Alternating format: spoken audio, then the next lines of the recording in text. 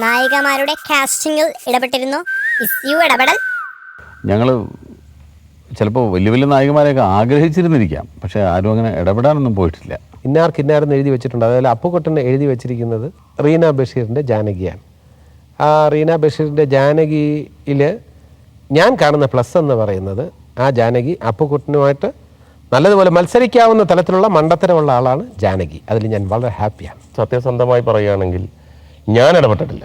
ഈ സിനിമയെ സംബന്ധിച്ചിടത്തോളം അതിൻ്റെ വിശ്വാസം മുഴുക്ക ഞാൻ ലാലിനെ വിശ്വസിച്ചിട്ടുള്ള കാര്യങ്ങളാണ്. എനിക്ക് ഒന്ന് രണ്ട് നായകന്മാരെ അങ്ങനെ അതിനകത്ത് ലാലിനൊക്കെ പറയണമെന്നുണ്ടായിരുന്നു. അതിലൊന്ന് ഐശ്വര്യ റോയ് ആയിരുന്നു. അവരൊരാഗ്രഹം, ഐശ്വര്യ റോയോടത്ത് ഞങ്ങൾ പാട്ട് പാടി പോകുന്ന സീനുകളൊക്കെ മനസ്സിലിങ്ങനെ കണ്ട് സ്വപ്നമൊക്കെ കണ്ടിരുന്നു. പക്ഷേ എന്ത് ചെയ്യാൻ, നിർഭാഗ്യം വെച്ചാൽ നടന്നില്ലത്. നായികമാരുടെ കാര്യത്തിലൊന്നും ഇവരൊന്നും ഇടപെടാറില്ല. നായികമാരുടെ കാര്യത്തിലൊന്നല്ല, ഒരു കാര്യത്തിലും ഇവരാരും ഇടപെടാറില്ല. മാത്രമല്ല നായികയുടെ ഇമേജ് കൊണ്ട് നിലനിൽക്കേണ്ടവരും അല്ല ഇവർ. ഇവർക്ക് ഇവരുടേതായിട്ടുള്ള കഴിവുകളുണ്ട്. അതിന് നല്ല കോൺഫിഡൻസ് ഉള്ള നടന്മാരുമാണ് അവർ. ഇവരൊരിക്കലും അങ്ങനെ പറയില്ല. അങ്ങനെ ഒരു പറയുന്ന ഒരാളെ ഞാൻ എൻ്റെ പടത്തിൽ നായകനായിട്ട് എടുക്കുകയില്ല. നിങ്ങൾ 4 പേർ ഒരു അപകടത്തിൽ പെട്ടാൽ അതിൽ നിന്ന് 2 പേരെ രക്ഷിക്കാൻ അവസരം കിട്ടിയാൽ ആരൊക്കെ രക്ഷിക്കും?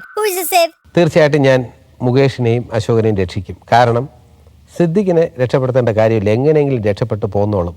അതാണ് അനുഭവങ്ങൾ എന്നെ പഠിപ്പിച്ചിട്ടുള്ളത്. 2 പേരെ രക്ഷിക്കാനൊരു അവസരം കിട്ടിയാൽ ഒരാളെയും കൂടെ രക്ഷിക്കണമെന്ന് എന്താ ഇത്ര ബുദ്ധിമുട്ട്? 2 പേരല്ല, ഞാൻ 3 പേരെ രക്ഷിക്കും. ഞാൻ ആരെയും രക്ഷിക്കത്തില്ല. ഞാൻ എങ്ങനെ രക്ഷപ്പെടാനേ ഞാൻ ആഗ്രഹിക്കത്തുള്ളൂ. അവനവൻ്റെ കാര്യം നമ്മൾ ആദ്യം നോക്കുക, എന്നിട്ട് വേണം മറ്റുള്ളവരുടെ കാര്യം. അതുകൊണ്ട് ഞാൻ എൻ്റെ കാര്യം ആദ്യം സേഫാക്കിയിട്ട് പിന്നെ എനിക്ക് തോന്നുകയാണെങ്കിൽ സമയമൊക്കെ ഉണ്ട്, ഞാൻ അവരുടെ കാര്യം വരെ ആലോചിക്കും, രക്ഷപ്പെടുത്തും. ആരെങ്കിലും 2 പേരെ രക്ഷിക്കാൻ ഒരു ചാൻസ് കിട്ടിയാൽ ഞാൻ ആരെയും രക്ഷിക്കില്ല. ഒന്നുകിൽ രക്ഷപ്പെടുന്നെങ്കിൽ 4 പേരും രക്ഷപ്പെടണം. 2 പേര് 3 പേര് അങ്ങനെ ലോകത്ത് ജീവിക്കണ്ട. 4 പേരും ഒന്നിച്ച് ജീവിക്കുക, അല്ലെങ്കിൽ ബോംബ് പൊട്ടി 4 പേരും ഒരുമിച്ച് മരിക്കുക. അല്ല, ഞാൻ അവന്മാരെ മാത്രമായിട്ട് വിടത്തില്ല. ഇത്രയും മണ്ടനായ അപ്പുക്കുട്ടൻ എങ്ങനെ ഡെന്റിസ്റ്റ് ആയി? How he become? കുറേ നാളുകൾക്ക് മുമ്പ് എനിക്ക് പരിചയമുള്ള ഒരു ദന്തിസ്റ്റ്, ആ ദന്ത ഡോക്ടറെ ഞാൻ എന്നെ ഒരു പല്ലെടുക്കാൻ വേണ്ടി ചെന്നു. ഞാൻ സത്യം പറഞ്ഞാൽ ഈ അപ്പുക്കുട്ടനെയാണ് ഓർമ്മ, ജഗദീഷനെ എനിക്ക് ഓർമ്മ വന്നത്. ഇപ്പോൾ ആ ദന്തിസ്റ്റിനെ കാര്യം ആലോചിക്കുമ്പോൾ ജഗദീഷൻ എനിക്ക് ഓർമ്മ വന്നത്. ഞാൻ പല്ലെടുക്കാൻ ചെന്ന് എൻ്റെ പല്ലെടുത്തു. വീട്ടിൽ ചെന്ന് വായ കുലുക്കുഴിയണമല്ലോ, വെള്ളം ഒഴിച്ച്. വായ കുലുക്കുഴിഞ്ഞപ്പോൾ കുലുക്കുഴിഞ്ഞ വെള്ളം ഇപ്പുറത്തൂടെ കയറി മൂക്കിനകത്തൂടെ വന്നു. അപ്പോൾ ഞാൻ വെച്ച് പല്ലെടുക്കുമ്പോഴേക്കും ഇങ്ങനെ ആയിരിക്കാം തോന്നി. അപ്പം വായ എപ്പോൾ വെള്ളം കുടിച്ചാലും ചുമ്മാ ഇതിനെ കുടിച്ചാലും ലീക്ക് ചെയ്ത് ഇതിനകത്തൂടെ വരിക. അപ്പുക്കുട്ടനെ സംബന്ധിച്ചിടത്തോളം ഡെന്റിസ്റ്റ് അല്ല, ഇനി സയൻറ്റിസ്റ്റ് ആയാലും ശരി ഇത് തന്നെയായിരിക്കും. അപ്പം ഞാൻ വേറൊരു ദന്തിസ്റ്റിനെ കണ്ടു. അപ്പോൾ എനിക്കിങ്ങനെ സംഭവം ഉണ്ടായി. ഇത് ഇങ്ങനെ സാറിന് പല്ലൊക്കെ എടുത്ത് കഴിഞ്ഞാൽ ഇങ്ങനെ ഉണ്ടാകും, ഇങ്ങനെ ഒരിക്കലും വരാൻ വഴിയില്ല. അങ്ങനെ പല്ലെടുത്താൽ അത് വലിയ റിസ്ക്കാണ് ശരിക്കും പറഞ്ഞു കഴിഞ്ഞാൽ. അതങ്ങനെ പുള്ളി കുറേ ഉദാഹരണങ്ങളൊക്കെ എനിക്ക് പറയും. അങ്ങനെ എടുത്തു, അങ്ങനെ സംഭവിച്ചു, മറ്റേക്ക് അത് പറ്റി, ഇത് പറ്റി, നിങ്ങൾ വലിയ ഭാഗ്യമായിട്ട് രക്ഷപ്പെട്ടെന്നൊക്കെ പറഞ്ഞു. ഇങ്ങനെ കുറേ ദിവസം വെള്ളം ഒഴിച്ച് ഇങ്ങനെ ലീക്ക് വന്നൊക്കെ പോയി. പക്ഷേ ദൈവാധീനത്താൽ ഒന്നും സംഭവിച്ചില്ല എന്നുള്ള വേറെ സത്യം. അപ്പോൾ അപ്പുക്കുട്ടന്മാർ വേറെ ഉണ്ട് എന്നുള്ളതല്ലേ എൻ്റെ അർത്ഥം. BDS ഒക്കെ ഇയാൾ കോപ്പി അടിക്കാതെ പാസ്സായ ആളാണ്. പിന്നെ അഡ്മിഷൻ ഇയാൾ കുറച്ച് കാശ് കൊടുത്താണ് ഇയാളുടെ അച്ഛൻ വാങ്ങിക്കൊടുത്തതെന്നാണ് ലാൽ പറഞ്ഞത്. അപ്പോൾ അതിൻ്റേതായിട്ടുള്ള ഒരു ക്യാപിറ്റേഷൻ ഫീ കൊടുത്ത് പഠിച്ച് പാസ്സായ ആളാണ്. അതിൻ്റേതായിട്ടുള്ള പ്രശ്നങ്ങളുണ്ടെങ്കിലും ഇയാൾ അതുകൊണ്ടാണ് ചിലപ്പം പല്ലിന് പകരം വേറെ പല്ലെടുക്കുക, അങ്ങനെയൊക്കെയുള്ള ചെറിയ അബദ്ധങ്ങളൊക്കെ ഇയാൾ കാണിക്കുന്നുണ്ട്. അതുകൊണ്ട് തന്നെ പേഷ്യൻസ് കുറച്ച് കുറവാണെന്ന് തോന്നുന്നു. അപ്പുക്കുട്ടനായതുകൊണ്ടാണ് ഞാൻ ഡോക്ടർ എന്ന് പറയുമ്പോഴത്തേക്ക് ഡെന്റിസ്റ്റാ എന്ന് പറയുന്നതെന്ന് പറഞ്ഞു കഴിഞ്ഞാൽ അപ്പുക്കുട്ടനാണ്. വേറൊരാൾ ആണെങ്കിൽ, ഈ ഗോവിന്ദൻകുട്ടിയോ തോമസ് കുട്ടിയോ ആയിരുന്നെങ്കിൽ ഞാൻ പറയുന്നത് ഡെന്റിസ്റ്റാ എന്ന് പറയുന്ന ഒരു സിറ്റുവേഷനാണ്. അതല്ലാതെ ഡെന്റിസ്റ്റ് ഒരു മണ്ടനാണെന്നോ അത് എല്ലാ ഡെന്റിസ്റ്റുമാരെയും അങ്ങനെയുള്ള തരത്തിലെന്നുള്ള ഒരു ചിന്ത പോലും ഇല്ല.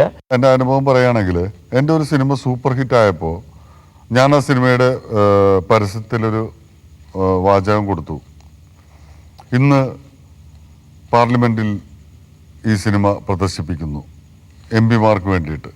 വളരെ വിദ്യാഭ്യാസമുള്ള ഒരുപാട് പേരെന്നെ വിളിച്ച് പറഞ്ഞിട്ടുണ്ട്, ലാലെ അറിഞ്ഞില്ലേ, നിങ്ങളുടെ പടം അവിടെ MP-മാരിന്ന് കാണുന്നുണ്ട്, പത്രത്തിൽ ന്യൂസുണ്ട്. അപ്പോൾ ഈ ന്യൂസും പത്രത്തിലെ പരസ്യവും തമ്മിൽ തിരിച്ചറിയാൻ പറ്റാത്ത തരത്തിലുള്ള ഒരുപാട് ആളുകൾ നമ്മുടെ നാട്ടിൽ ജീവിക്കുന്നുണ്ട്. ഷൂട്ടിംഗ് സമയത്ത് പങ്ക്ച്വൽ ആണോ? സമയത്ത് വരാത്തവർ എന്ത് ചെയ്യണം? What is do? ഞാൻ കൃത്യത പാലിക്കാറുണ്ട്. കാരണം ഇതുവരെ ഇത്രയും കാലമായിട്ടും സിനിമയിൽ വളരെ കൃത്യസമയത്ത് തന്നെ മാക്സിമം ഞാൻ എത്താൻ ശ്രമിക്കാറുണ്ട്. ഒരു വലിയ തലവേദനയൊന്നും നമ്മൾ ആർക്കും അങ്ങനെ ഉണ്ടാക്കിയിട്ടില്ല. ഷൂട്ടിങ്ങിന് എല്ലാവരും പങ്ക്ച്വലായിരിക്കണം. ലേറ്റായിട്ട് വരുന്നവരെ അങ്ങനൊരു നിയമം കൊണ്ടുവരണം. അതായത് ലേറ്റായിട്ട് വരുന്നവർ അന്നത്തെ ട്രീറ്റ് ഈ ലേറ്റായിട്ട് വരുന്ന ആളിൻ്റെ വക. അങ്ങനെ ഒരു ട്രീറ്റ് കൊടുത്താൽ മുകേഷിന് ഒരുപാട് ട്രീറ്റ് കൊടുക്കേണ്ടി വരും. ശരിക്കും കുറച്ച് കുറ്റബോധത്തോടു കൂടി തന്നെ ഞാൻ പറയുന്നു. പല സന്ദർഭങ്ങളിലും എനിക്ക് അതിരാവിലെ എഴുന്നേറ്റ് വരാൻ, എന്നാൽ വളരെ ക്രൂഷ്യലായിട്ടുള്ള വളരെ ഇമ്പോർട്ടൻ്റ് ആയിട്ടുള്ള സ്ഥലങ്ങളിൽ ഞാൻ വരാറുണ്ട്. എങ്കിലും നിത്യേനെ അങ്ങനെ ഒരു കീഴ്വഴക്കം എനിക്ക് വലിയ ബുദ്ധിമുട്ടായിട്ട് തോന്നുന്ന സന്ദർഭങ്ങളുണ്ട്. അപ്പോൾ അതിനകത്ത് കുറേ അഡ്ജസ്റ്റ്മെൻറ്റുകളും കുറേ വിട്ടുവീഴ്ചകളും ഒക്കെ എനിക്ക് ചെയ്യാറുണ്ട്. പക്ഷെ ഞാൻ പറയുന്ന ഒരു കാര്യം, ഏറ്റവും ആദ്യം വരുന്ന ജഗദീശാണ്. ഈ 4 പേരിൽ ഏറ്റവും അവസാനം വരുന്നത് ഞാനായിരിക്കാം നാച്ചുറലി. പക്ഷേ ഏറ്റവും ആദ്യം വന്നിട്ട് 20-25 ടേക്ക് എടുക്കുന്നതിനേക്കാളും ഏറ്റവും അവസാനം വന്നിട്ട് ഫസ്റ്റ് ടേക്കിൽ ഓക്കെ ആക്കുന്നതല്ലേ നല്ലത് എന്ന് മാത്രമേ എനിക്ക് ചോദിക്കാനുള്ളൂ.